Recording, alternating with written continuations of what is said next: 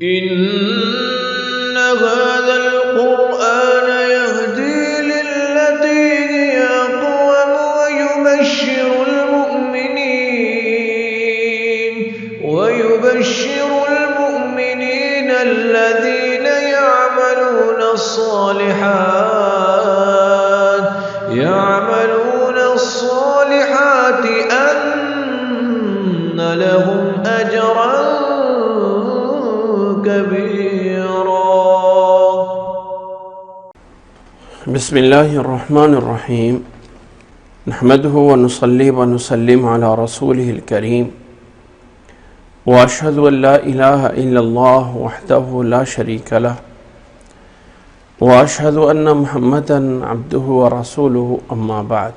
آج ہماری یہ کلاس گزشتہ ترتیب کے اعتبار سے قرآن مجید کی اس تفسیر میں 39 نمبر کلاس ہے، جس میں آج ہم انشاءاللہ تعالی سورۃ یونس سے شروع کریں گے. اللہ سے دعا ہے کہ اللہ تعالی ہمیں سننے، سمجھنے اور عمل کرنے کی توفیق عطا فرمائے.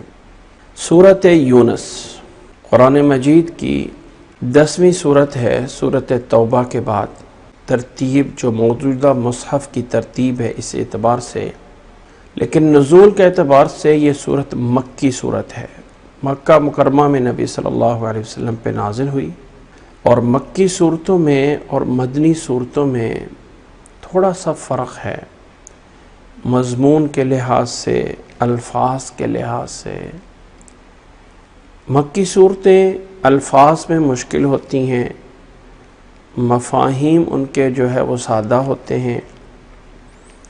مدنی صورتیں الفاظ میں سادہ ہوتی ہیں لیکن مفہوم میں بڑے بڑے مسائل ہوتے ہیں. یہ قرآن مجید کی ان صورتوں کا کچھ اس طرح کر کے امتیاز ہے. اور قرآن مجید کی یہ سورت یونس، اس کا نام یونس اس لیے ہے کہ اس سورت کے آخر میں جا کے یونس علیہ السلام کا کچھ واقعہ بیان فرمایا گیا ہے. سورتوں کے نام توقیفی ہیں، یعنی اللہ کی مرضی سے رکھے ہوئے ہیں.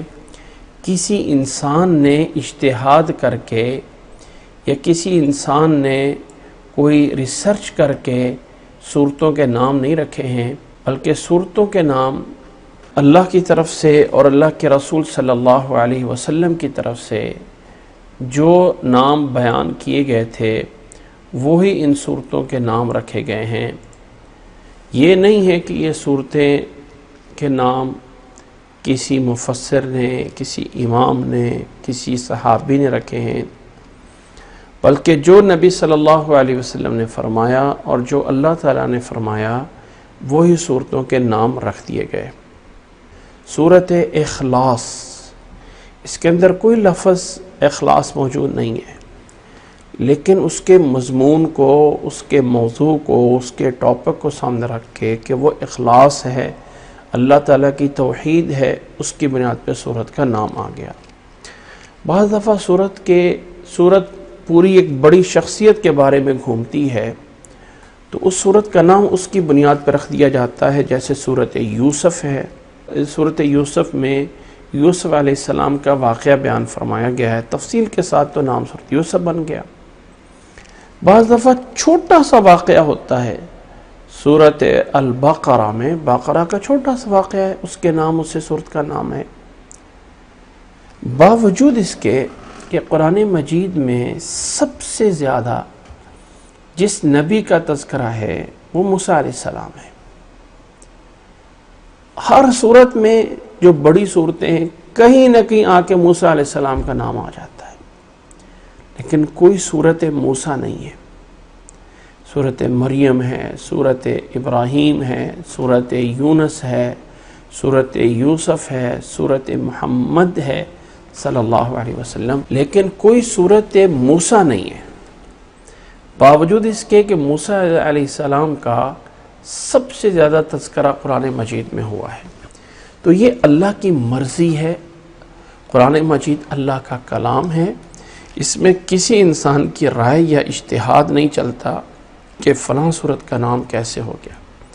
بعض دفعہ صورتوں کا نام ان کے پہلے حرف سے رکھ دیا جاتا ہے. سورۃ یاسین، سورۃ قاف، سورۃ صاد، ان کے پہلے لفظ سے صورتوں کا نام آ گیا.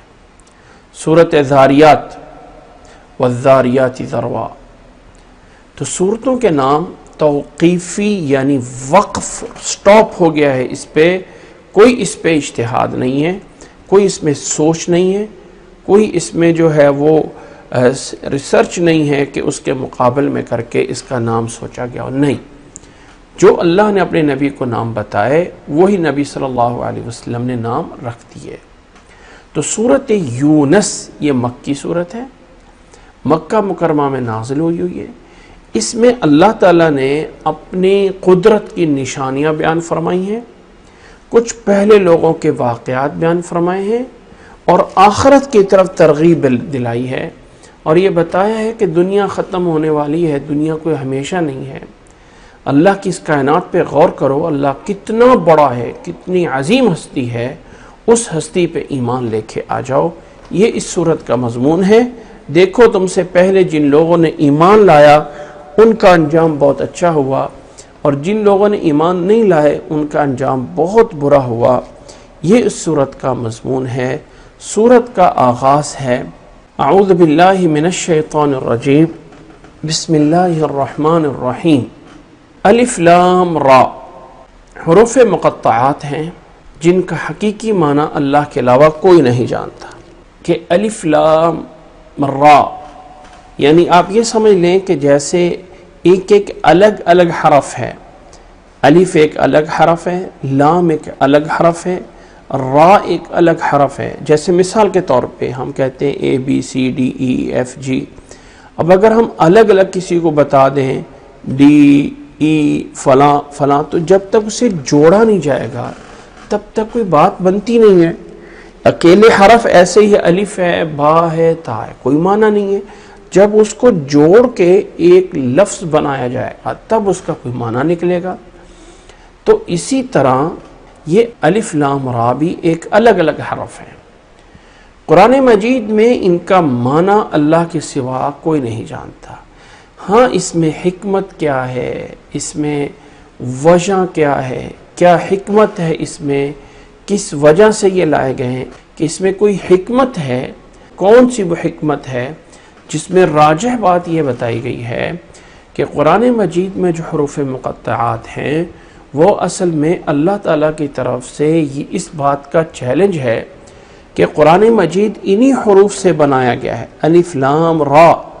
اگر تم سمجھتی ہو کہ یہ قرآن اللہ کی کتاب نہیں ہے تو انہی حروف تہجی سے جو اللہ نے قرآن مجید بنایا ہے، اگر تم سمجھتے ہو کہ اللہ کی طرف سے نہیں ہے تو او میدان خالی ہے، اسی طرح کا قرآن بنا کے دکھا دو. تو اس چیلنج کے لیے، وہ چیلنج دینے کے لیے، قرآن مجید کی صداقت دینے کے لیے یہ حروف آتے ہیں صورتوں کے شروع میں. عربوں کے ہاں یہ ایک نیا انداز تھا، ایک نیا طریقہ تھا عربوں کے اندر، جس کو وہ پہچان نہیں سکے. یہ کیسے ہو گیا کہ شروع میں ایک الگ سے حرف آ رہے ہیں اور بڑے مزین ہو کے آ رہے ہیں؟ تو یہ اسلوب ایک نیا عربوں میں متعارف ہوا حروف مقطعات کا، کہ یہ اللہ تعالیٰ کی کتاب ہے اور اس کا ایک انوکھا انداز ہے. تو اللہ تعالیٰ نے سورت کے شروع میں فرمایا الف لام را تلک آیات الکتاب الحکیم. یہ آیات ہیں کتاب الحکیم کی، جو حکمت والی کتاب ہے اس کی یہ عظیم آیات ہیں. یعنی قرآن مجید یہ اللہ تعالیٰ کی وہ عظیم کتاب کی آیات ہیں جس میں ہر طرح سے حکمت بھری ہوئی ہے، دانائی بھری ہوئی ہے، سلجھا پن ہے، سمجھ ہے، عقل اور دانائی ہے. یہ تمام چیزیں حکمت پہ ہوتی ہیں. یہاں پہ اللہ تعالیٰ نے تل کا آیات بولا ہے. یہ تل کا اسم اشارہ ہوتا ہے، اور اسم اشارہ جیسے دس دیٹ ہے عربی میں اسی طرح استعمال ہوتا ہے، ہاذا ذالی کا استعمال ہوتا ہے. تو عربی میں الگ الگ ہے، مرد مذکر کے لیے الگ سے ہیں، مؤنث کے لیے الگ سے ہیں. جیسے انگلش میں بھی ہم ہی اور شی بولتے ہیں، تو عربی میں بھی اس میں الگ الگ بولا جاتا ہے. مذکر کے لیے بولا جاتا ہے ہاذا ذالکا، دور کے لیے بولا جاتا ہے اولئک، اور مؤنث کے لیے فیمیل کے لیے بولا جاتا ہے، تل کا یہ مؤنث کے لیے بولا جاتا ہے. لیکن عربی عبارت کا ایک انداز اور اسلوب یہ ہے کہ جب آگے اشارہ کیا جاتا ہے کسی ایسی چیز کی طرف جو عربی میں جمع بن رہی ہو، جیسے آیتن کی جمع ہے آیات، ویسے تو آیتن کے آخر میں بھی تا آ رہی ہے جو کہ مؤنث کی ہوتی ہے، کہ لفظ آیت اپنے لغوی لغت کے اعتبار سے ایک لفظ ایسا ہے جو کہ مؤنث کی کیٹیگری میں آتا ہے، کیونکہ آخر میں تا آ رہی ہے. آیتن میں تا مربوطہ ہوتی ہے، لیکن اس کی جمع آ جاتی ہے آیات. اور جمع کسی چیز کی بھی آ جائے، اور اس جمع میں عربی میں دو کیٹیگریز بنائی جاتی ہیں، ایک جمع سالم ہوتی ہے اور ایک جمع مکسر ہوتی ہے. جس میں الفاظ ٹوٹ جاتے ہیں اسے جمع مکسر بولتے ہیں. تو آیات جمع ہے آیتن کی، آیتن ایک آیت اور آیات زیادہ آیتیں. اور زیادہ آیتوں کی طرف جب عربی میں اشارہ کیا جاتا ہے تو اس میں مؤنث کے لفظ بولا جاتا ہے تلک آیات. یہ نشانیاں ہیں.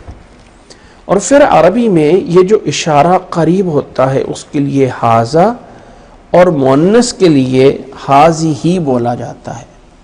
اور جو دور کا اشارہ ہوتا ہے اس کے لیے مذکر کے لیے ذالکا اور مؤنث کے لیے تل کا بولا جاتا ہے. قرآن مجید کے شروع میں ہم نے جانا تھا الف لام میم را ذالک الکتاب، اور یہاں پہ ہے تل کا آیات. فرق یہاں پہ مذکر اور مؤنث میں ہے، چونکہ وہاں پہ ذالک الکتاب مذکر تھا اور یہاں پہ آیات جو ہے یہ جمع مکسر ہے. اسی طرح مؤنث بھی ہے تو تل کا استعمال ہوا ہے. اگر آپ لوگوں میں سے کسی کو یاد ہو تو وہاں پہ میں نے ایک بات بتائی تھی کہ آیات تو سامنے ہے نا، یہ آیات ہیں کتاب حکیم کی، تو یہ کے لیے اشارہ استعمال کیا جا رہا ہے وہ کا، یعنی ہم ترجمہ کرتے ہیں نا ذالک الکتاب لا ریب فیہ، یہ کتاب ہے جس میں کوئی شک نہیں، یہ قریب کے لیے بولا جاتا ہے. اور یہاں پر بھی قریب سامنے آیات ہیں ان کے لیے بول رہے ہیں کہ یہ آیات ہیں، لیکن اشارہ بعید کا استعمال ہو رہا ہے. وہ آیتیں، تو وہ کیوں استعمال ہوا، یہ کیوں استعمال نہیں ہوا؟ اس کا کیا جواب ہے؟ وہاں پہ ہم نے جانا تھا سورۃ بقرہ کے شروع میں کہ وہاں حاذل کتابوں کی بجائے ذالک الکتابوں کیوں بولا گیا ہے. یہ ہم نے وہاں پہ اس بات کو اچھی طرح جو ہے وہ جانا تھا، اور اچھی طرح اس کے بارے میں تفصیلات ہم نے جانی تھی. بجائے اس کے کہ یہ کہا جائے حاذل کتاب ہے، وہاں پہ ذالک الکتاب بولا گیا، اور یہاں پہ بجائے حاذی الآیات کی بجائے تل کا آیات بولا گیا. دور کا اشارہ کیوں کیا گیا ہے؟ ایک دفعہ میں دوبارہ بتا دیتا ہوں کہ جب کسی چیز کو بڑا کرنا ہوتا ہے نا، اور وہ چیز سامنے موجود ہوتی ہے تو اس کی طرف اشارہ دور سے کیا جاتا ہے. یہ وہ کتاب ہے. ہم اردو میں دونوں چیزوں کو جمع کر دیتے ہیں کیونکہ ہماری اردو ایک بڑی چھوٹی زبان ہے، بڑی نازک سی یعنی بڑی ہی کلوز زبان ہے. ہمارے یہاں کوئی ایسا لفظ الگ موجود نہیں ہے جو اس معنی کو ادا کر سکے. تو پھر اس معنی کو ادا کرنے کے لیے دو ضمیریں اکٹھی کی جاتی ہیں، یعنی دو اسم اشارہ. یہ وہ کتاب ہے، مقصود ہوتا ہے عظمت کرنا، عظیم چیز کی طرف اشارہ کرنا. جب چیز سامنے پڑی ہو اور اس میں اس کو جو ہے وہ بڑا کرنا مقصد ہو تو اشارہ اپوزٹ سے آتا ہے، دور سے اشارہ آ جاتا ہے. اگر آپ لوگوں کو یاد ہو، ہم نے سورۃ آل عمران میں ایک آیت پڑھی تھی کہ مریم علیہ السلام کے سامنے زکریا علیہ السلام داخل ہوتے ہیں، اور زکریا علیہ السلام دیکھتے ہیں کہ مریم علیہ السلام کے پاس تو بڑے ہی انوکھے پھل پڑے ہوئے ہیں. تو پوچھتے ہیں یا مریم انا لکی ھذا، انا لکی ھذا، یہ آپ کے لیے پھل کہاں سے آئے؟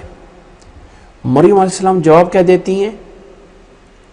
ھذا من عند اللہ، یا بولتی ہیں یہ جواب دیتی نہیں، قالت ہوا من عند اللہ، اس چیز کی اہمیت بڑھانے کے لیے، کسی چیز کی اہمیت بڑھانے کے لیے اس کو دور کا اشارہ کیا جاتا ہے کہ جیسے وہ چیز ہماری پہنچ سے بہت آگے کی ہے، بڑی عظیم چیز ہے، ہم اس کو بھی نہیں جان رہے لیکن حقیقت میں اس کی بڑی عظمت موجود ہے، اس کے لیے بولا جاتا ہے دور کا اشارہ کرنا۔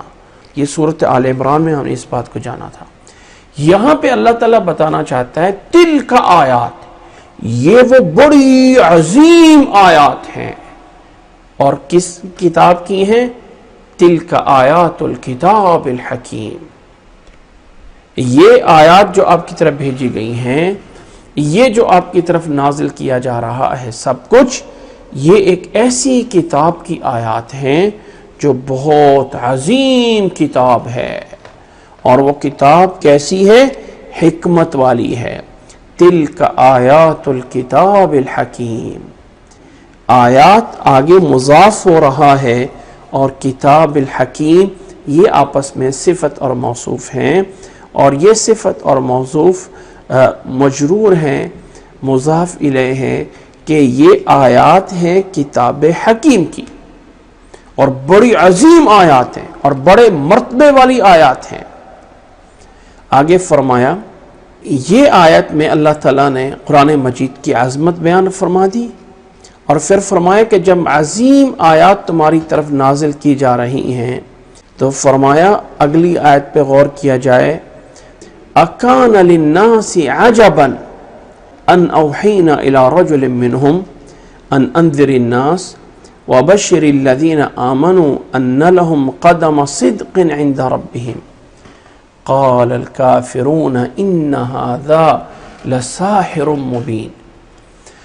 اللہ تعالیٰ نے فرمایا اکان للناس عجبا، کیا لوگوں کے لیے یہ عجیب بات بن گئی ہے؟ لوگوں کے لیے، لوگ ایمان نہیں لا رہے ہیں، کیا ان کے لیے یہ کوئی تعجب والی بات ہو گئی ہے کہ ان اوحینا الی رجل منہم، انہی میں سے ایک آدمی کی طرف ہم نے وحی کر دی ہے۔ یہاں وحی سے مراد وحی نبوت ہے، کیونکہ وحی کے اور بھی بہت سے معنی آتے ہیں، انشاءاللہ تعالیٰ یہ ہم آگے سورۃ نحل میں جانیں گے۔ وحی کے اور بھی بہت سے معنی ہیں، یہاں سے مراد وحی نبوت ہے، وگرنہ اللہ تعالیٰ نے قرآن مجید میں تو یہ بھی کہا ہے کہ اوحینا الی ام موسیٰ، موسیٰ علیہ السلام کی ماں کی طرف ہم نے وحی کی جو کہ نبی نہیں تھی۔ اسی طرح فرمایا وَأَوْحَى رَبُّكَ إِلَى النَّحْلِ، تیرے رب نے ایک شہد کی مکھی کی طرف وحی کی، تو وہاں وہ وحی نبوت نہیں ہے۔ جو یہاں پہ اللہ نے فرمایا اکان للناس عجبا، کیا لوگوں کے لیے یہ والی بات تعجب خیز ہے، تعجب والی بات بن گئی ہے کہ ان اوحینا الی رجل منہم، کہ ان میں سے ایک بندے کی طرف ہم نے وحی کر دی۔ یہ کون سی کوئی تعجب کی بات بن گئی ہے لوگوں کے لیے؟ کیسے بن گئی ہے؟ ان انذر الناس وبشر الذین آمنوا، ہم نے وحی کی ہے انہی میں سے ایک بندے کی طرف کہ ان انذر الناس، یہ کہ لوگوں کو ڈرائیے، وبشر الذین آمنوا، اور خوشخبری دے دیجئے ان لوگوں کو جو ایمان لائے ہیں، ان لہم قدم صدق عند ربہم، اللہ تعالیٰ نے فرمایا کہ ان کو خوشخبری دے دیجئے، کن لوگوں کو؟ الذین آمنوا، جو لوگ ایمان لائے ہیں ان کو دے دیجئے کہ ان لہم قدم صدق، لفظی معنی قدم کا، قدم ہم اردو میں استعمال ہوتے ہیں، ایک قدم ہونا آگے، ایک قدم پیچھے ہونا، صدق یہاں مطلب کیا ہے؟ ایک بلند مرتبہ، ایک اچھا اجر، ان کے لیے بڑا مقام ہے ان کے رب کے ہاں، کہ اللہ تعالیٰ نے وحی کی ہے انہی میں سے ایک بندے کی طرف کہ لوگوں کو ڈرائیے اور خوشخبری دیجئے جو ایمان لائے ہیں کہ رب کے ہاں ان کے لیے بڑا مقام موجود ہے، بڑا مرتبہ موجود ہے۔ قال الکافرون ان ھذا لساحر مبین، کافر بجائے اس کے کہ نبی صلی اللہ علیہ وسلم کی بات پہ ایمان لاتے، بجائے اس کے کہ اس کو مانتے، کافر کہتے ہیں ان ھذا لساحر مبین، یقیناً بے شک یہ ایک بہت بڑا جادو ہے، بڑا واضح جادو ہے، یہ تو رب کا پیغام ہو ہی نہیں سکتا۔ کافروں نے کہا یہ تو بڑا واضح مبین واضح جادوگر ہے، جبکہ ایسا نہیں ہے، نبی کوئی جادوگر نہیں، اللہ تعالیٰ کی طرف سے ایک مرتبے پہ ہوتے ہیں، اللہ تعالیٰ کی طرف سے انہیں پیغام دیا گیا ہوتا ہے، جو بھی بتا رہے ہوتے ہیں اللہ کی وحی سے بتا رہے ہوتے ہیں۔ تو کافر کہتے ہیں کہ یہ بہت بڑا جادو ہے۔ اب اس آیت میں اللہ تعالیٰ نے فرمایا لوگوں کے لیے کوئی تعجب کی بات، یعنی یہ کون سی تعجب کی بات ہے کہ لوگ اس بات کو ماننے کے لیے نہیں ہوتے کہ ایک بندہ، ایک آدمی، ایک رجل کی طرف وحی کیسے آ سکتی ہے۔ اس دور میں یہ کافروں کا اعتراض تھا، اور افسوس کی بات یہ ہے کہ آج کل ہی مسلمانوں کا اعتراض بن گیا ہے۔ بہت سے مسلمان کہتے ہیں کہ نبی ہو کر انسان کیسے ہو سکتا ہے، اور جب انہیں کہا جاتا ہے اللہ تعالیٰ قرآن مجید میں بار بار کہہ رہا ہے قُلْ إِنَّمَا أَنَا بَشَرٌ مِثْلُكُمْ، میں تمہاری طرح بشر ہوں، کہتے ہیں وہ نبی کو کہا ہے نا کہ تم ان کو بتاؤ، ایسے ہی کہو، حقیقت میں تم نہیں ہو، تم ظاہری طور پہ ہو، اندر میں نوری مخلوق ہو۔ بھائی نوری مخلوق فرشتوں نے جو نور سے بنے ہوئے ہیں انہوں نے تو آدم علیہ السلام کو سجدہ کیا تھا، اور جب اللہ تعالیٰ نے اپنے نبی کو بنانا تھا، انسانوں سے بنانا تھا جو بڑی مخلوق ہے جس کو فرشتوں نے سجدہ کیا ہے، یا فرشتوں سے بنانا تھا؟ اللہ تعالیٰ مسلمانوں کو جو اس طرح کا نظریہ رکھتے ہیں سمجھنے کی توفیق عطا فرمائے۔ اللہ نے اپنے رسول کو انسانوں میں سے، بشر میں سے بنایا ہے، مرتبہ مقام بہت بڑا ہے، بعد از خدا بزرگ تو ہی قصہ مختصر، اللہ کے بعد اگر کسی کا کوئی مقام اور مرتبہ ہے تو وہ محمد صلی اللہ علیہ وسلم کا ہے، لیکن وہ اللہ خود نہیں ہے، وہ الہ خود نہیں ہے، وہ ایک بشر ہیں، ایک رجل ہیں۔ یہاں پہ اللہ نے فرمایا ان اوحینا الی رجل منہم، کہ ہم نے ایک رجل کی طرف وحی کر دی۔ اس بات سے دوسری بھی دلیل لی جاتی ہے کہ اللہ نے جو نبی بھیجے ہیں وہ جنس کے اعتبار سے رجل یعنی مرد ہوتے تھے۔ حضرت مریم علیہ السلام کا اللہ تعالیٰ نے قرآن مجید میں بڑا تعریف فرمائی ہے، لیکن مریم علیہ السلام اللہ کی نبی نہیں تھی، مقربین میں سے ہیں، نیک لوگوں میں سے ہیں، اولیاء میں سے ہیں، لیکن نبی نہیں ہیں۔ فرمایا کہ نبیوں کے ایک قبیلے سے ہیں لیکن نبی نہیں ہیں۔ اسی طرح اور کوئی ایسی عورت کا تذکرہ ہونا، آسیہ جو فرعون کی بیوی تھی، قرآن مجید میں تذکرہ آیا ہے، تو عورتوں میں سے کوئی نبی نہیں گزرا ہے۔ عرب کے اندر نبی صلی اللہ علیہ وسلم کے دور میں، آپ وسلم کے بعد ایک عورت نے نبوت کا دعویٰ کیا تھا۔ اس سے پوچھا کہ تو کہاں سے نبی بن گئی؟ کہنے لگی جو خاتم النبیین تھے وہ تو مردوں کے لیے تھے، عورتوں کے لیے کہاں نبوت ختم ہوئی ہے؟ تو اس نے نبوت کا دعویٰ کر دیا تھا، اور اس کے پیچھے بہت سارا عرب اس کے پیچھے لگ گیا تھا۔ یہ تو پھر قتال جب ہوا اسود العنسی کے ساتھ، اور اس کے ساتھ بھی جو مریم القدح تھی یا کچھ ایسا نام تھا جس نے نبوت کا دعویٰ کیا تھا، جس کے بعد دلیل یہ تھی کہ نبوت تو رجل میں ختم ہوئی ہے نا، عورتوں میں تو نہیں ختم ہوئی۔ تو اللہ نے عورتوں میں سے کسی کو نبی بنایا ہی نہیں ہے۔ یہاں پہ اللہ نے فرمایا ان اوحینا الی رجل منہم، اللہ نے رجل کی طرف جو ہے وحی کی ہے، اور فرمایا کہ انذر الناس وبشر الذین آمنوا ان لهم قدم صدق، ان کے لیے ایک سچا مرتبہ ہے، سچا قدم ہے، یعنی بڑا مرتبہ ہے رب کے ہاں۔ قال الکافرون، کافر ماننے کے بجائے کہتے ہیں ان ھذا لساحر مبین، بے شک یہ واضح جادوگر ہے۔ ان ربکم اللہ الذی خلق السماوات والارض فی 6 ایام، فرمایا اے لوگو بے شک تمہارا رب وہ اللہ ہے، الذی خلق السماوات والارض، جس نے زمین و آسمان کو پیدا کیا ہے، فی 6 ایام، 6 دنوں کے اندر اندر، فی 6 ایام، 6 دنوں کے اندر اندر، 7 آسمانوں کو اور زمین کو 6 دنوں کے اندر پیدا فرما دیا۔ اب یہ 6 دن کون سے ہیں؟ آیا یہ 6 دن دنیا کے اعتبار سے ہیں یا یہ 6 دن اس آخرت کے اعتبار سے ہیں؟ اب ظاہر ہے کہ جب زمین و آسمان بنایا گیا تھا تو اس وقت تو سورج چاند اس طرح نہیں ہوگا، تو دنوں کی گردش ایسے تو نہیں ہوگی۔ اب یہ دن کس اعتبار سے ہیں؟ قیامت کا دن دنیا کے 50,000 سال کے برابر کا ایک دن ہوگا، تو آیا وہ دن جن دنوں کے اعتبار سے زمین و آسمان کو 6 دن میں پیدا کیا گیا، وہ 6 دن دنیا کے یہ 24 گھنٹے نہیں ہیں، بلکہ وہ دن ہیں جیسے آخرت کا ایک دن دنیا کے 50,000 سال کے برابر کا ہے۔ تو اس 6 دنوں کے اندر اللہ تعالیٰ نے زمین و آسمان کو پیدا کیا۔ اب کوئی انسان یہ کہے کہ اللہ تعالیٰ کی شان تو یہ ہے کہ اللہ تعالیٰ لفظ کن سے پیدا کر سکتا ہے، کن فیکون، کن کہہ دیتا جھٹکے میں، سیکنڈ کے 1000ویں کروڑویں حصے میں جو ہے وہ جا کے یہ فوری جو ہے وہ ہو جاتا۔ تو 6 دن اتنا لمبا عرصہ کیوں ہوا؟ اگر وہ آخرت کے اس دن کے اعتبار سے ہوں تو پھر 3 کروڑ سال یا پتہ نہیں کتنے بنے، کہ میں ایک اندازہ ویسے بتا رہا ہوں، میں کوئی حساب ایگزیکٹ نہیں کر رہا۔ تو اتنے دنوں میں اللہ نے کیوں بنایا؟ یاد رکھ لیں اس چیز کو بار بار بیان کیا جاتا ہے۔ یہاں پہ 2 باتیں۔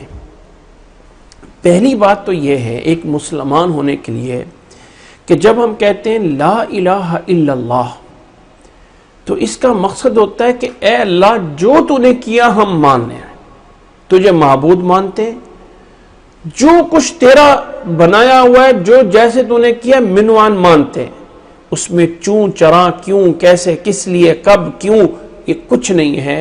اے اللہ جو تو نے کیا وہ حق کیا، اللہ کی قدرت کو تسلیم کر لینا۔ دوسرا اس میں حکمت بیان کی جاتی ہے کہ اللہ نے یہ جو نظام دنیا کا بنایا ہے، جب اللہ نے جس مخلوق کو پیدا کرنا تھا انسان کو، تو انسان کو ایک سکھانا مقصد ہے۔ اللہ کے لیے کوئی مسئلہ نہیں ہے، یہ کچھ بھی نہ ہو اللہ کا پھر بھی بہت بڑا مرتبہ ہے، بہت بڑا مقام ہے۔ اللہ کی ذات کتنی بڑی ہے کوئی ایسا سوچ ہی نہیں سکتا۔ فرمایا اللہ تعالیٰ نے قرآن مجید میں وَسَخَّرَ لَكُم مَّا فِي السَّمَاوَاتِ وَمَا فِي الْأَرْضِ جَمِيعًا، کہ اللہ نے انسان کے لیے زمین و آسمان بھی، زمین اور آسمان، یہ فضا میں جو پہنچ رہے ہیں نا، ہم چاند تک پہنچ گئے، ہم فلاں تک پہنچ گئے، یہ فضا اللہ نے پہلے سے بتا دیا کہ یہ سب کچھ تمہارے لیے بنایا ہے۔ اب جو اللہ نے انسان کے لیے بنایا ہے تو انسان کی طبیعت ہے، ہر کام سٹیپ بائی سٹیپ ہوتا ہے۔ یا دنیا میں ایک قانون چلتا ہے کہ سبب ہوتا ہے پھر رزلٹ آتا ہے، ہم ایک کام کرتے ہیں اس کا رزلٹ نکلتا ہے، یہ نہیں ہے کہ کام کے بغیر رزلٹ شو ہو جاتا ہے۔ اللہ محتاج نہیں ہے فرشتوں کا، پھر بھی فرشتوں کا ایک نظام چلایا، فرشتے نیکیاں لکھ رہے ہیں اور وہ لکھے ہوئے رجسٹر کٹھے ہو رہے ہیں، قیامت والے دن وزن ہونا ہے۔ آج کل کمپیوٹر میں لاکھوں اربوں کھربوں کا ڈیٹا جمع ہو رہا ہے، اللہ تو اس سے کہیں بڑا ہے۔ فرشتوں کا نظام، فرشتے بادل لے کے آ رہے ہیں، روح نکالنے کے لیے فرشتہ ہے، سور پھونکنے کے لیے فرشتہ کھڑا ہوا ہے۔ کہ جس انسان کے لیے بنایا ہے اس انسان کی طبیعت یہ ہے کہ میں کام کروں گا تو رزلٹ نکلے گا۔ تو اللہ تعالیٰ نے انسان کو سمجھانے کے لیے، اللہ تعالیٰ کیا یہ دنیا مچھر کے پر کے برابر بھی نہیں ہے، اس سے بھی بہت کچھ بنا سکتا تھا۔ تو ایک انسان کے جس انداز کی طبیعت ہے اس انداز سے چیزیں بنائی، تو اللہ تعالیٰ کن کہہ کے بھی زمین و آسمان بنا سکتا تھا۔ لیکن انسان ایک ایسا مخلوق ہے کہ یہ اپنی ایک پودا زمین میں ڈالتا ہے نا ایک دانہ، تو اس کے لیے پھر انتظار میں بیٹھتا ہے کہ یہ دانہ میں نے ڈال دیا ہے، یہ مہینے بعد، یہ 2 مہینے بعد اگے گا، پھر اس پہ پھل لگے گا، پھر میں اسے کھاؤں گا۔ اس لیے کوئی انسان اعتراض نہ کرے کہ اللہ تو زمین و آسمان کو جھٹکے میں کن میں بنا سکتا تھا، تو پھر 6 دن میں کیوں بنایا؟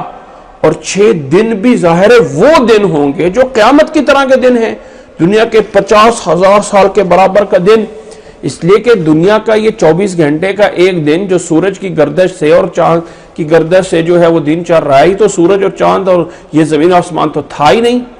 لا یسأل عما یفعل، اللہ سے نہیں پوچھا جا سکتا کہ اللہ تو نے یہ کیوں کیا. مسلمان ہونے کا مطلب ہے تسلیم کر لیا، مان لیا اے اللہ جو تو نے کیا ہے صحیح کیا ہے. کیا حکمت ہے اللہ اعلم، کوئی نہ کوئی حکمت ضرور ہوگی، کوئی مقصد ضرور ہوگا، نہیں پتا ہے تو اللہ اعلم. ہاں ہم سوچ سکتے ہیں کہ شاید کوئی ایسی حکمت ہو کہ اللہ نے جیسے اس دنیا کی ہر چیز کو ایک سبب کے ساتھ، فرشتے لکھ رہے ہیں، فرشتوں کا نظام ہے، ہوائیں بادل چلتے ہیں تو بارش برستی ہے، ہوائیں چلتی ہیں تو بادل آتے ہیں، انسان بیج ڈالتا ہے تو پودے اگتے ہیں. ہر چیز کا اللہ نے ایک سبب بنایا ہے اور اس کے نتیجے میں ایک طریقہ رکھا ہے. سیم اسی طرح ہی اللہ تعالیٰ نے ہر چیز کا ایک ٹائم ہے، تو زمین و آسمان کو بھی 6 دن میں پیدا کیا. حکمت اللہ عالم. قرآن مجید کی جو مثالیں ہیں نا، وہ اللہ تعالیٰ کسی بڑے سائنسدان کو اور بڑے شاطر دماغ انسان کو سامنے رکھ کے نہیں دیتا. اللہ تعالیٰ جب مثالیں دیتا ہے تو ایک ایسے انسان کے دماغ کو سامنے رکھا جاتا ہے جو سب سے کم سمجھنے والا ہو. اللہ تعالیٰ نے نہیں کہا تمہارا رب وہ ہے جس نے ایٹم کو بنا دیا، تمہارا رب وہ ہے جس نے زمین کے اوپر ایسا ایک میگنیٹ اور ایسی ایک پاور بنا دی ہے، جس میگنیٹ نے ایک کشش ثقل ایک ایسی چیز بنائی ہے کہ ہر چیز زمین کی طرف آ کے گرتی ہے، سورج کی لہریں اس پہ نہیں آتی ہیں. کچھ ایسا نہیں کہا، بلکہ وہ مثالیں دیں جو ان پڑھ سے ان پڑھ، جاہل سے جاہل انسان بھی سمجھ، ہاں اللہ نے زمین و آسمان کو 6 دن میں پیدا فرما دیا. کتنا بڑا رب ہوگا، اور کتنی بڑی زمین. لگا لو دوڑ، مرتے دور تک انسان دوڑ کے دکھائے اپنے پاؤں سے اور پوری زمین کے اوپر سے گزر کے دکھائے، نہیں کر سکتا. ہاں اللہ نے وسائل دیے ہیں، یہ کر رہا ہے وہ کر رہا ہے. یاد رکھیں کہ اللہ تعالیٰ کی یہ جو صفات ہیں، ان صفات کے بارے میں انسان نہ ہی کوئی تشبیہ دے سکتا ہے فلاں اس طرح ہوا ہوگا، نہ ہی کوئی مثال دے سکتا ہے، نہ ہی کوئی کیفیت بیان کر سکتا ہے. اللہ کا عرش کیسا ہے، جیسے اللہ کی شان کے لائق ہے. اللہ تعالیٰ اس عرش پہ بیٹھا ہے، ہم نہیں بول سکتے.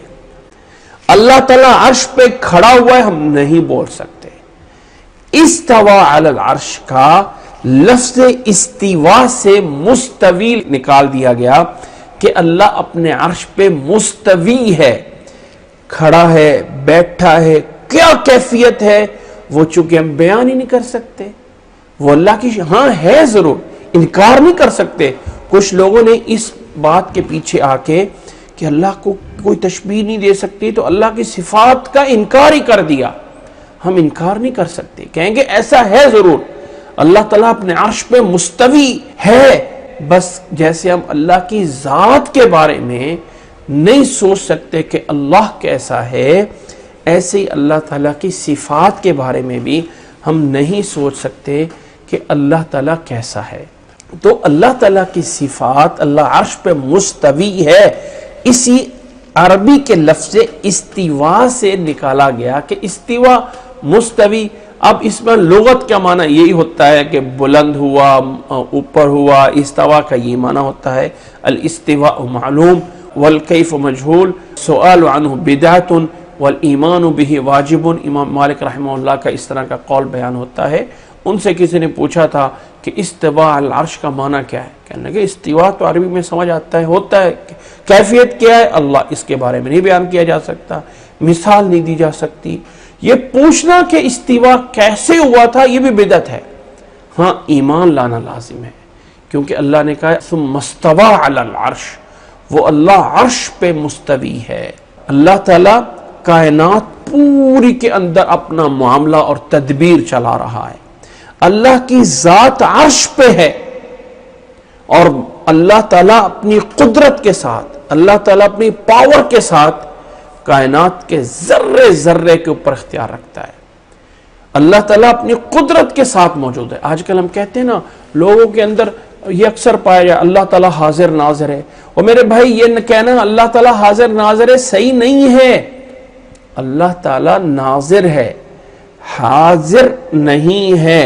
حاضر کا معنی کہ جیسے انسان جسمانی طور پہ حاضر ہوتا ہے، اللہ تعالیٰ عرش پہ ہے لیکن اپنی قدرت کے ساتھ ہر جگہ، یعنی اللہ تعالیٰ کا اختیار ہر جگہ پہ.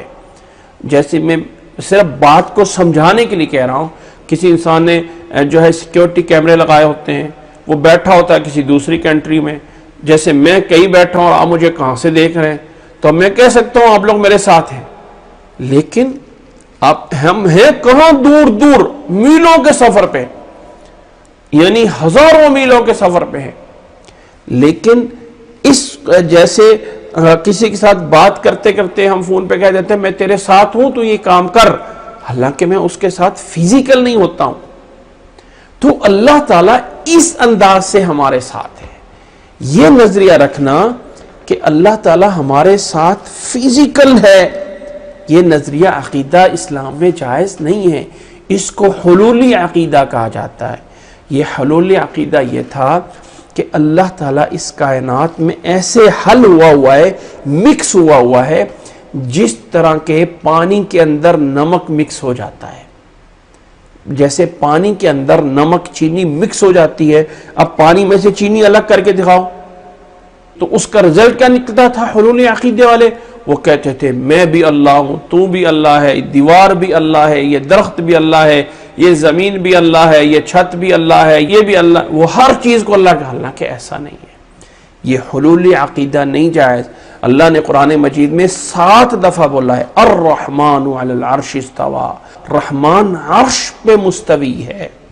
وہاں ذات کے لحاظ سے اللہ تعالیٰ وہاں پہ ہے، لیکن اپنی قدرت کے ساتھ، اپنے اختیار اور طاقت اور پاور کے ساتھ کائنات کی ہر جگہ پہ موجود ہے. اللہ تعالیٰ عرش پہ مستوی ہے. یدبر الامر، وہاں سے معاملہ چلا رہا ہے، وہاں سے معاملات کی، اس کائنات کی تدبیر کر رہا ہے، چلا رہا ہے. ما من شفیع الا من بعد اذنہ. یاد رکھ لیں قیامت والے دن مت سوچیں کہ دنیا کا فلاں ولی، فلاں پیر، فلاں بزرگ مجھے بچا لے گا، کچھ نہیں. ما من شفیع، کوئی سفارشی نہیں ہوگا، الا من بعد اذنہ، مگر اس کی اجازت کے بعد. اس اللہ کی اجازت کے بغیر کوئی سفارش بھی نہیں کر سکتا ہے. ذالکم اللہ ربکم، یہ ہے تمہارا رب اللہ. ذالکم اللہ، یہ ہے وہ اللہ تعالی، ربکم تمہارا رب ہے. فاعبدوہ، پس اسی کی عبادت کرو. افلا تذکرون، وہ کیوں نصیحت نہیں لیتے ہو؟ اتنی جب بڑی بڑی مثالیں دے کے سمجھا دیا ہے پھر بھی تمہیں کیوں نصیحت نہیں آتی ہے؟ الیہ مرجعکم جمیعا، اسی کی طرف لوٹ کے جانا ہے تم سب نے اکٹھے. الیہ مرجعکم جمیعاً، سارے کے سارے جتنے ہیں سب نے اسی کی طرف لوٹ کر جانا ہے. وعد اللہ حقا، یہ اللہ کا وعدہ ہے جو کہ برحق ہے، حق ہے اللہ کا وعدہ جو کبھی غلط نہیں ہو سکتا ہے. انہ یبدأ الخلق ثم یعیدہ، اسی اللہ نے پیدا کرنے کو شروع کیا تھا، مخلوق کو اسی نے پیدا کیا تھا. ثم یعیدہ، اور وہی اس کو دوبارہ لوٹائے گا. اللہ نے سٹارٹ میں، شروع میں عدم سے وجود بخشا، پھر فنا ہے ہر چیز کو. کل من علیہا فان، ہر چیز کو فنا ہے. اور پھر جیسے اس نے شروع میں پیدا کیا تھا ایسے ہی وہ دوبارہ بھی زندہ کرے گا. لیجزی الذین آمنوا وعملوا الصالحات بالقسط، تاکہ جو لوگ ایمان لائے تھے، الذین آمنوا، جو ایمان لائے تھے، انہیں جزا، انہیں جو ہے وہ بدلہ، انعام دیا جائے. جو لوگ ایمان لے کے آئے تھے، وعملوا الصالحات، اور نیک اعمال کیے تھے، بالقسط، انصاف کے ساتھ. قسط بولا جاتا ہے انصاف کو، انصاف کے ساتھ جو ہے وہ پورا کیا جائے. الیہ مرجعکم جمیعا سب نے اسی کی طرف لوٹ کے جانا ہے. یہ اللہ کا وعدہ برحق ہے. بے شک یقیناً جس طرح اس نے پیدا کیا ہے اسی طرح وہ دوبارہ لوٹائے گا. انہ یبدأ الخلق، بے شک وہی ہے جو شروع سے پیدا کرتا ہے پھر وہی جو ہے وہ لوٹائے گا. لیجزی الذین آمنوا وعملوا الصالحات بالقسط، تاکہ ایمان لانے والوں کو اور نیک اعمال کرنے والوں کو وہ انصاف کے ساتھ ان کو بدلہ دے. والذین کفروا لہم شراب من حمیم وعذاب علیم بما کانوا یکفرون. فرمایا جنہوں نے کفر کیا ان کے لیے ہے کھولتا ہوا پانی، لہم شراب پینا، من حمیم گرم. عربی میں بھی ہے، بلکہ اپنے ہاں ہم اپنی لینگویج میں بول دیتے ہیں نا، حمام میں جا رہا ہوں. حمام، یہ جو حمام بولتے ہیں نا یہ سے حمیم سے نکلا ہوا ہے، جس کو ہم باتھ روم کہتے ہیں کیونکہ وہاں پہ گرم پانی ہوتا ہے. تو وہ حمیم سے حمام نکلا ہوا ہے کہ اس میں گرم پانی ہوتا ہے نہانے کے لیے، وہاں سے جو ہے وہ نکلا ہوا ہے حمیم. تو حمیم سے ہی حمام بنا ہوا ہے جس میں گرم پانی سے نہانے کے لیے جاتا ہے. تو کافروں کے لیے ہوگا ایسا شراب پینا جو کہ گرم پانی سے ہوگا. وعذاب علیم، اور دردناک ہوگا، دردناک عذاب ہوگا. بما کانوا یکفرون، بس سبب اس کے، نتیجہ اس کا ہے جو وہ کفر کرتے تھے. یہاں پہ اگر نشانیاں دیکھیں تو پہلی نشانی اللہ نے فرمائی، اللہ تعالیٰ نے زمین و آسمان کو 6 دن میں پیدا کیا. اللہ تعالیٰ عرش پہ مستوی ہے. اللہ تعالیٰ یدبر الامر، معاملہ چلاتا ہے. اس کے علاوہ کوئی سفارش اجازت نہیں کر سکتا. جب اتنی اس کی چیزیں ہیں تو پھر نتیجہ اسی کی عبادت کرو، اسی کی طرف لوٹ کے جانا ہے. سب نے وعدہ ہے اللہ کا یقینی برحق ہے. انہ یبدأ الخلق، وہی اللہ نے پیدا کیا ہے وہی دوبارہ لوٹائے گا، تاکہ بدلہ دیا جائے ایمان والوں کو اور نیک اعمال کرنے والوں کو انصاف کے ساتھ، اور کافروں کے لیے کھولتا ہوا پانی ہوگا اور دردناک عذاب ہوگا. اس اللہ نے تمہارے لیے سورج کو ضیاءً، روشنی بنایا ہے. ضوء اور ضیاء یہ روشنی کو بولا جاتا ہے، ایک بہت بڑی روشنی. ضوء النہار، دن کی روشنی، انسان ہزاروں اربوں کھربوں بلب جلا لے، اللہ کی بڑی روشنی سورج کی طرح کی کوئی روشنی نہیں بنا سکتا. جتنی دن کو روشن زمین ہوتی ہے، انسان لاکھوں اربوں لائٹیں بھی لگا لے تو اس طرح روشن نہیں کر سکتا ہے. هو الذي جعل الشمس ضياء والقمر نورا، اور اللہ تعالیٰ نے چاند کو بھی نور بنایا ہے، چاند کو بھی روشن بنایا ہے. اچھا جو سورج کی روشنی ہے اس کے لیے لفظ ضیاء بولا، کیونکہ ضیاء ایک بہت بڑی روشنی کو ضوء سے بولا جاتا ہے. اور ویسے ضوء لغت میں ایک ایسی روشنی کو بولا جاتا ہے جس میں تپش بھی ہوتی ہے، اور نور ایک ایسی روشنی کو بولا جاتا ہے جس میں تپش نہیں ہوتی ہے، جس میں راحت اور سکون ہوتا ہے. تو اللہ نے سورج کی روشنی کے لیے ضیاء کا لفظ بولا اور چاند کی روشنی کے لیے نور کا لفظ بولا. تو روشن چاند بھی ہے لیکن اس کی روشنی میں سکون ہے، اور سورج روشن بھی ہے لیکن اس کی روشنی میں تپش ہے، حرارت ہے. فرمایا دونوں روشنیاں بھی سیم نہیں ہیں، جیسے روشنیاں سیم نہیں ہیں الفاظ بھی ان کے لیے مختلف اللہ نے بولے ہیں. وہ اللہ ہی ہے جس نے سورج کو تمہارے لیے ایسے بنایا ہے. والقمر نورا، اور قمر کو تمہارے لیے نور بنایا ہے. وَقَدَّرَهُ مَنَازِلَ لِتَعْلَمُوا عَدَدَ السِّنِينَ وَالْحِسَابِ وَقَدَّرَهُ مَنَازِلَ، اور اللہ تعالیٰ نے اس کی منزلیں مقرر کی ہیں. چاند کی، یہ ہو ضمیر کا مرجع چاند ہے. اچھا سورج نہیں ہے، کیوں؟ قدرہ کا پیچھے سورج بھی تو ہو سکتا ہے. اگرچہ یہاں ہم نتیجتاً لے سکتے ہیں کہ ہو سے مراد دونوں ہیں، بعض دفعہ ایک کی ضمیر لوٹا کے دونوں مراد لیے جاتے ہیں، اور ضمیر کا مرجع کل نفس مراد لیا جاتا ہے، ہر ایک، یعنی کل شیء. تو لیکن یہاں پہ لفظی اعتبار سے ضمیر مذکر کی ہے کیونکہ قمر مذکر ہے، عربی میں جو شمس ہے مذکر ہے، ھذا الشمس نہیں بولا جاتا، ھذہ الشمس۔ سورت پیچھے ہم نے ابراہیم علیہ السلام کے واقعے میں یہ بات جانی تھی نا، جب انہوں نے کہا تھا فلما رأى الشمس بازغۃ قال ھذا ربی ھذا اکبر، فلما افلت، جب غروب ہو گیا تو وہاں پہ مؤنث استعمال کیا تھا سورج کو، اور چاند مذکر ہے تو ضمیر بھی ہو کی بولی گئی۔ ویسے قانون یہ ہے کہ مذکر کی ضمیر بول کے مؤنث کو خود بخود اس میں مراد لے لیا جاتا ہے۔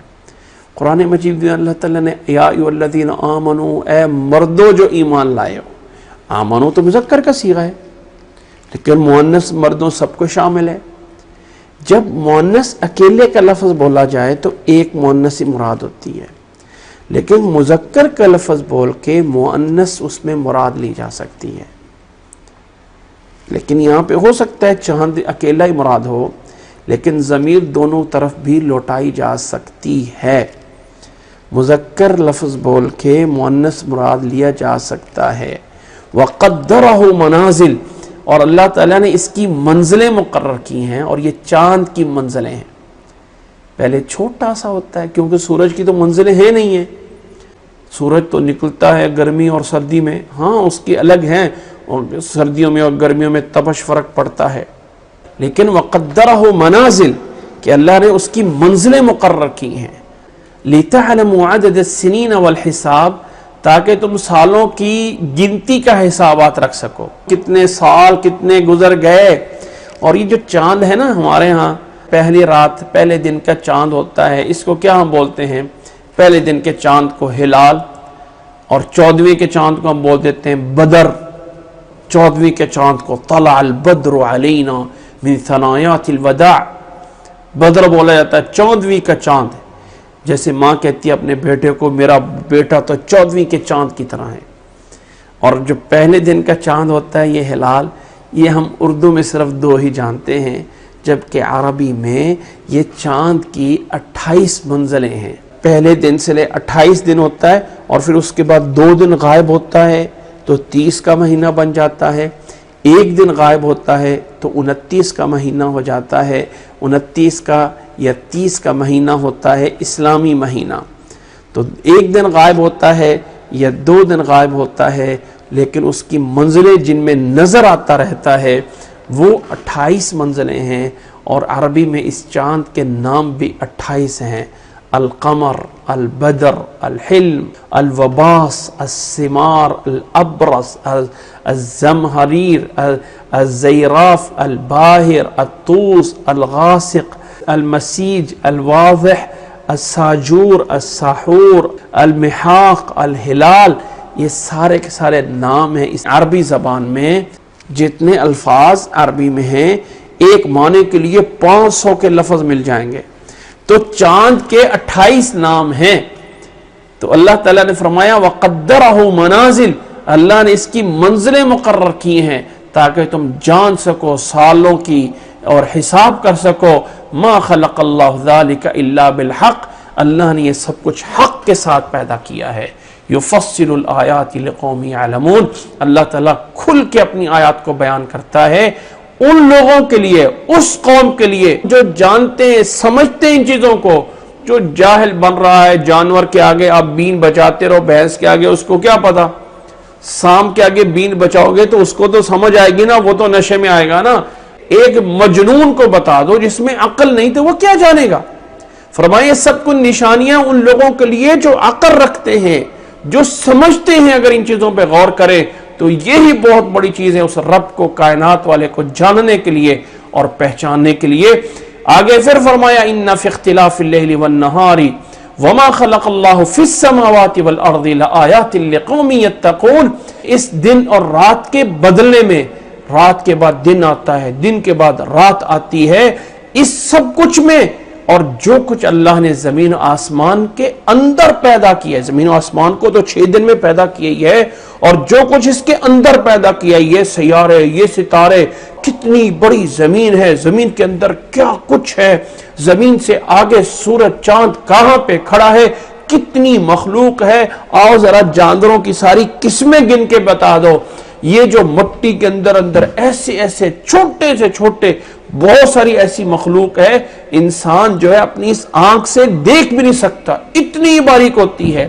اور ایسی بھی مخلوق ہے اللہ تعالیٰ کی جو ایک سانس میں انسان کتنی کروڑوں اس مخلوق کے کو اپنے سانس میں اندر لے جا رہا ہوتا ہے اور باہر نکال رہا ہوتا ہے۔ فرمایا اس سب کچھ میں نشانیاں ہیں، لآیات لقوم یتقون، ان لوگوں کے لیے ہے جو اللہ سے ڈرتے ہیں، تقوی اختیار کرنا چاہتے ہیں، انہیں پتہ ہے اللہ ہمیں دیکھ رہا ہے۔ اللہ اکبر، آج ایک کیمرے کی آنکھ سے انسان ڈر جاتا ہے، اس اللہ تعالیٰ سے کیوں نہیں ڈرتے ہیں؟ آگے اللہ نے فرمایا جب ایمان والے بتائیں، نشانیاں بتائیں، تو اب ان لوگوں کا انجام کیا ہے جو نہیں کرتے ہیں۔ ان الذین لا یرجون لقاءنا، جو لوگ ہماری ملاقات کا یقین نہیں رکھتے، لا یرجون، ویسے رجا یرجو کا معنی ہوتا ہے امید لگانا، امید کرنا، تو لا یرجون نہیں امید کرتے ہماری ملاقات کی، امید مراد نہیں بلکہ مفہوم مراد یہ ہے کہ ہماری ملاقات کے لیے یقین نہیں رکھتے ہیں۔ اور یہ بات میں نے کئی دفعہ واضح کر دی ہے کہ اللہ وحدہ لا شریک ہے، تنہا ہے، اس کا کوئی شریک نہیں ہے، وہ اپنی ذات میں، وہ اپنی صفات میں، وہ اپنی کلام میں، وہ اپنے اعمال میں، ہر چیز میں اکیلا وحدہ لا شریک ہے۔ لیکن اللہ تعالیٰ جب کسی چیز کو بڑا کرنا چاہتا ہے نا تو وہاں لا کے جمع کی ضمیر استعمال ہوتی ہے، جب اس بات کو بڑا کرنا ہو۔ اب نازل تو اللہ نے کیا لیکن انا نحن نزلنا، ہم نے نازل کیا، تاکہ جو شاہانہ خطاب ہوتا ہے وہ جمع کی ضمیروں کے ساتھ ہوتا ہے۔ بادشاہوں کے بیانات میں یہ کہتا ہوں یہ نہیں ہوتے، بادشاہوں کے بیان ہوتے ہیں میں نے یہ کہا، ہم یہ کہتے ہیں، ہمارا یہ آرڈر ہے، ہم ملنا چاہتے ہیں، ہمارا یہ قانون ہے۔ تو اللہ تعالیٰ اپنا جب بیان دیتا ہے تو اللہ تعالیٰ، ہم انسانوں کے لیے جائز نہیں ہے کہ ہم بولیں اللہ تعالیٰ کے لیے جمع کا صیغہ، ہم نے اللہ تعالیٰ کو واحد کے لفظ سے ہی مخاطب کرنا ہے۔ اللہم انت الاحد الصمد، اللہم انت الواحد القہار، اللہ کے لیے انتم کا جمع ہم نہیں کہہ سکتے، لیکن اللہ اپنی ذات کے لیے کوئی بھی چیز بڑا کرنے کے لیے جمع کی ضمیر استعمال کرتا ہے۔ یا اللہ نے فرمایا لقاءنا، ہماری ملاقات، لقائی نہیں بولا، میری ملاقات نہیں بولا، بلکہ ہماری ملاقات بولا ہے، کیونکہ اللہ کی ملاقات کوئی چھوٹی چیز تو نہیں ہے، اللہ کی ملاقات بڑی چیز ہے۔ فرمایا ان الذین لا یرجون لقاءنا، جو ہماری ملاقات کے اوپر یقین نہیں رکھتے ہیں، ورضوا بالحیات الدنیا، اور دنیا کی زندگی پہ راضی ہو گئے، واطمئنوا بها، یہیں پہ اطمینان کر لیا، بس دنیا ہی ہماری ہے، یہاں پہ کھاؤ پیو، اگلا جہاں کس نے جو ہے وہ دیکھا۔ جو لوگ کہتے ہیں یار تھوڑی سی تو زندگی ہے نا، مزے کر لو، کیا کرنے، اور تھوڑی سی زندگی تیری نہیں ہے، یہ خواب ہے تیرا، زندگی تیری بہت بڑی ہے اور وہ مرنے کے بعد شروع نہیں ہے۔ دنیا کی کون سی کوئی زندگی ہے، یہ تو ہے ہی نہیں، یہ تو کھیل تماشا ہے۔ کہتے ہیں تھوڑی سی زندگی ہے، مزے کر لو، آگے جا کے جو ہے وہ کر لیں۔ نہیں، دنیا کی زندگی میں خوش نہیں ہونا ہے، یہ نہیں کہ ہمارے لیے دنیا کافی ہے، نہیں، یہاں پہ اطمینان نہیں ہونا، بلکہ تیاری رکھنی ہے آخرت کی، کسی ٹائم پہ بھی بلاوا آ سکتا ہے۔ اے بندے چل چل، اب چل، تیرے چلنے کا وقت آ چکا ہے۔ تو فرمایا جو لوگ ہماری ملاقات پہ یقین رکھتے ہیں اور دنیا کی زندگی پہ راضی ہو گئے اور اسی پہ مطمئن ہو کے بیٹھ گئے، اور اسی طرح والذین ہم عن آیاتنا غافلون، اسی طرح وہ لوگ جو ہماری آیات سے غافل ہے، ہماری آیات کو نہیں پڑھتے، ہماری نشانیوں کو نہیں دیکھتے، ایمان نہیں لاتے ہیں، ان کو کیا ہے؟ اولئک مأواہم النار، ان کا ٹھکانہ جہنم ہے، بما کانوا یکسبون، جو کچھ انہوں نے کمایا اس کے بدلے میں ان کا ٹھکانہ جہنم ہے۔ کوئی ظلم نہیں ہے، کوئی زیادتی نہیں ہے، بلکہ جو انہوں نے کمایا تھا اسی کا بدلہ انہیں مل رہا ہے۔ اب برے لوگوں کا تذکرہ ہوا تو لازمی ہے نیک لوگوں کو بتایا جائے۔ ان الذین آمنوا وعملوا الصالحات، بے شک یقیناً جو لوگ ایمان لے آئے اور نیک اعمال کیے، یہدیہم ربہم بایمانہم، ان کا رب انہیں ہدایت دے گا، ان کا رب انہیں راستے پہ چلائے گا، ان کا رب انہیں جو ہے وہ لے کے جائے گا، رہنمائی کرے گا، پہنچائے گا ان کا رب ان کے ایمان کی بسبب ایک ایسی جنت میں تجری من تحت الانہار فی جنات النعیم۔ ان کا رب ان کو ان کے ایمان کے بسبب ان کے اس مقصد تک پہنچائے گا۔ تجری من تحتہم الانہار، ان کے نیچے سے نہریں چل رہی ہوں گی، فی جنات النعیم، ایک نعمتوں والی جنت میں ہوں گے۔ کون لوگ؟ دو شرطیں ہیں، ایمان لے کے آنا اور نیک اعمال کرنا۔ یاد رکھ لیں میرے بھائی اور میری بہن، ایمان لانے کا معنی جاننا نہیں ہے۔ مطلب جیسے ہم جانتے ہیں کہ فلانا بڑا فٹ بالر ہے، فلانا بڑا حکمران ہے، یہ جاننا ایمان نہیں ہے۔ یہ تو نبی صلی اللہ علیہ وسلم کو یہود و نصارہ بھی جانتے تھے، بلکہ اللہ نے تو اتنا کہا کہ آپ کو اتنا جانتے ہیں جتنا اپنی اولاد کو جانتے ہیں۔ یعرفون کما یعرفون ابناءہم، اے نبی یہ آپ کو اتنا جانتے ہیں جتنا اپنی اولاد کو پہچانتے ہیں۔ اور مکہ کے جو کافر تھے نا، وہ بھی اتنا ہی پہچانتے تھے، چھپ چھپ کے نبی صلی اللہ علیہ وسلم کو سنتے تھے، صرف اور صرف دنیاوی مفاد تھے کہ ایمان نہیں لائے تھے۔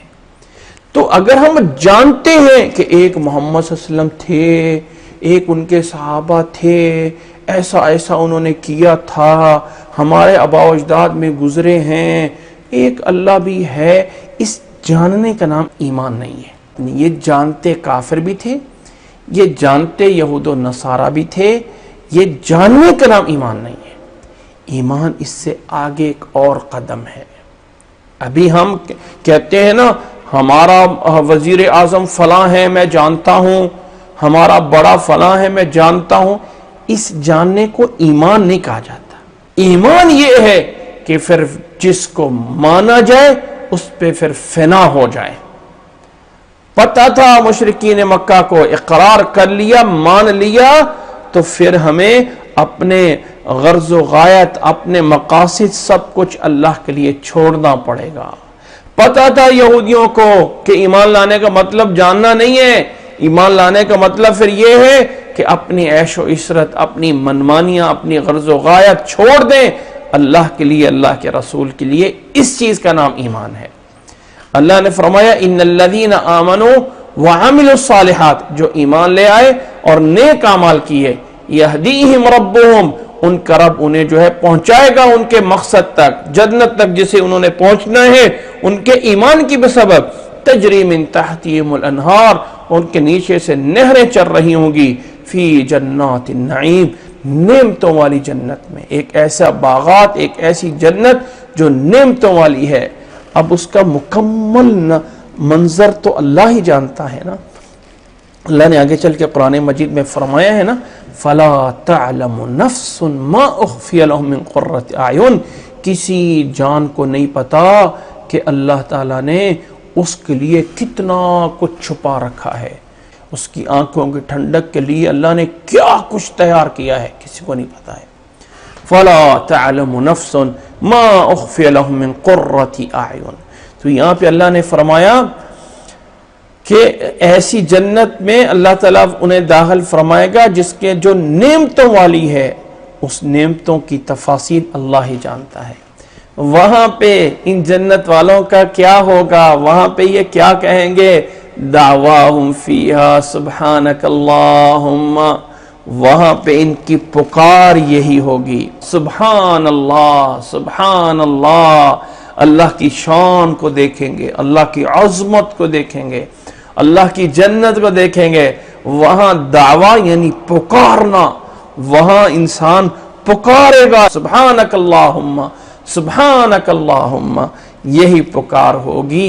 وَتَحِيَّتُهُمْ فِيهَا سلام، اور ان کا آپس میں جنت میں تحیہ، اچھا تحیہ ہوتا ہے زبان سے عمدہ کلمات کہنا، جیسے ہم التحیات پڑھتے ہیں نا تو ہم کہتے ہیں التحیات للہ والصلوات والطیبات، تو اس کا ترجمہ کیا کرتے ہیں؟ التحیات زبانی عبادتیں، اور صلوات بدن کی عبادتیں، اور طیبات مال کی عبادتیں۔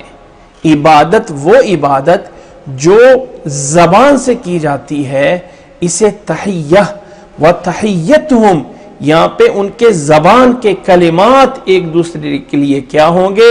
وَتَحِيَّتُهُمْ فِيهَا سلام، وہاں سلام ہوگا، یعنی یہ ہوگا السلام علیکم السلام علیکم، جنت میں یہی ان کی پکار ہوگی۔ وآخر دعواہم ان الحمد للہ رب العالمین، اور ان کی سب سے بڑی پکار، آخری دعا ان کی ہوگی۔ یہ نہیں ہے کہ جنت میں کوئی ان کی آخری بات ہوگی اور اس کے بعد ختم، وہاں پہ کوئی آخر نہیں ہوگا، یعنی ان کی کوئی آخری بڑی بات ہوگی نا اپنے بڑے مقام اور مرتبے کے ساتھ، تو جنت میں یہی ہوگی الحمدللہ رب العالمین۔ یہ ایک ایسا کلمہ ہے جس میں ہر طرح کے اللہ کے لیے محامد، تعریفیں اور شکر کے تمام درجات پورے ہو جاتے ہیں۔ لوگ بعض دفعہ پوچھتے ہیں کہ اچھا کون سے لفظ ہیں جن سے ہم اللہ کا شکر کر سکتے ہیں؟ تو اس لفظ سے بڑھ کے کوئی لفظ نہیں ہے، الحمدللہ رب العالمین۔ اللہ کا شکر ہے، اللہ نے جس حال میں رکھا ہے بہت اچھا رکھا ہے۔ سب سے بڑا اللہ کا شکر یہ ہوتا ہے، سب سے بڑا اللہ تعالیٰ کی تعریف یہ ہے الحمدللہ رب العالمین۔ لوگوں نے طرح طرح کی حمدیں بنائی ہوئی ہیں، اللہ کی شان میں حمد پڑھنا، نبی کے حق میں نعتیں پڑھنا۔ یاد رکھ لیں کہ جو اللہ نے اپنی شان کے لیے الفاظ خود بولے ہوتے ہیں نا، یا جو نبی نے اپنی شان کے لیے خود لفظ بولے ہیں، اس سے بڑھ کر کوئی لفظ کوئی انسان بنا نہیں سکتا ہے۔ انسان نبی کی تعریف میں جو مرضی بنا دے، لیکن نبی کی زبان سے نکلے ہوئے الفاظ اللہم صلی علی محمد وعلی آل محمد کما صلیت علی ابراہیم وعلی آل ابراہیم انک حمید مجید، ان الفاظ سے بڑھ کر نہیں ہو سکتے۔ انسان اللہ کی تعریف میں ہزاروں کروڑوں مدحیں کر دے، الحمدللہ رب العالمین سب پہ حاوی ہو جائے گا، اور اس سے بڑا کوئی عمدہ کلام نہیں بنا سکے گا۔ جنت والوں کی جو ساری باتوں کے اینڈ پہ جو بڑی پکار ہوگی یہی ہوگا الحمدللہ رب العالمین۔ اللہ ہمیں بھی وہ جنت عطا فرمائے، اللہ ہمیں بھی اس جنت میں جانے والوں میں سے بنا دے، اللہ ہمیں بھی اپنی کائنات پہ غور اور فکر تدبر کرنے والا بنا دے، اور اللہ تعالی ہمارے لیے نعمتوں والی جنت نعیم میں ہمیں داخل فرمائے۔ جزاکم اللہ احسن الجزا۔ آج ہم انہی آیات پہ اکتفا کرتے ہیں۔ اللہ ہمیں عمل کرنے کی اور اللہ تعالی ہمیں سمجھنے کی توفیق عطا فرمائے۔ جزاکم اللہ احسن الجزا۔